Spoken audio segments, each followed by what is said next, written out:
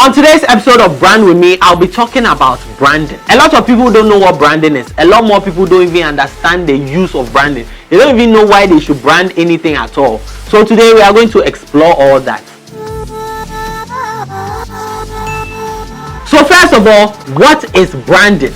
Branding is simply the process of creating a distinct identity for a business in the minds of your target audience and consumers. Secondly, why should I get into branding? When you get into branding, it helps that brand get into the consideration set of the consumer.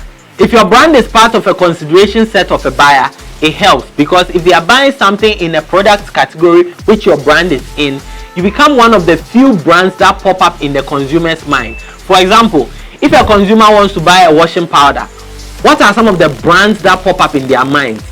Omo, So Clean, Clean Soft, like these are some of the few that will pop up. So they are in the consideration set of that consumer. So simply put, consideration sets are alternatives that consumers actively consider before making their final purchase decisions.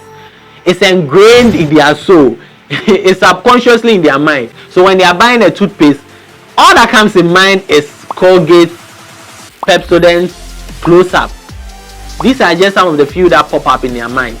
This all means that branding plays a huge role in increasing sales for your products or your services. Aside all that I've said, there are 5 important things about building a brand, and the very first one is building trust.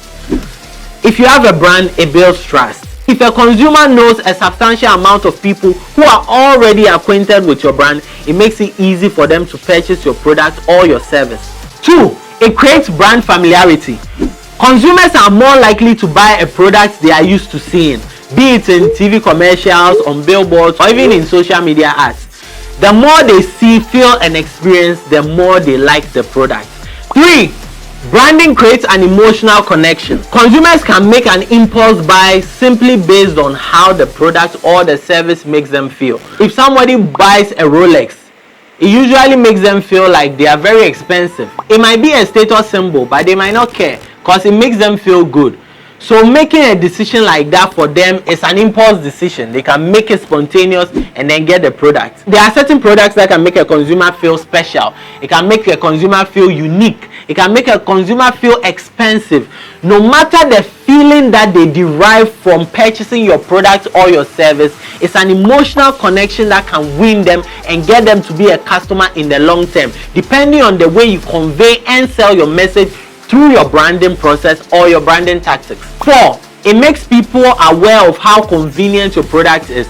Depending on how you sell or market your brand, consumers can be well aware of how easy it is to use your product or your service. Focusing hard enough on the problem your product or your service solves is very, very important. If you sell your brand in a way that highlights how convenient it is for a consumer to use your product, it's usually easy for them to buy your product no matter how expensive it is. That alone will justify the price because everybody wants something that is easy to use and is quick to get around. 5, it makes the mission and the vision of the brand clear. What the company stands for and represents makes a huge difference in some consumers' eyes.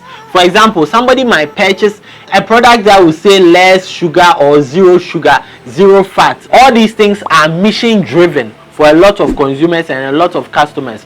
So they see stuff like that, they like it. For instance, if you see any Milo ad, a lot of them circle around athletics. So it gives you the impression that if you drink Milo, you become very athletic. Even when you watch the Milo packaging, you can see that people are on it. They are doing an activity. Things like that can resonate with consumers. So these are some of the reasons why you need to brand yourself well, no matter the field you find yourself in. You can follow me on all social media platforms, subscribe to my YouTube channel for more content like this, and I'll see you in the next episode.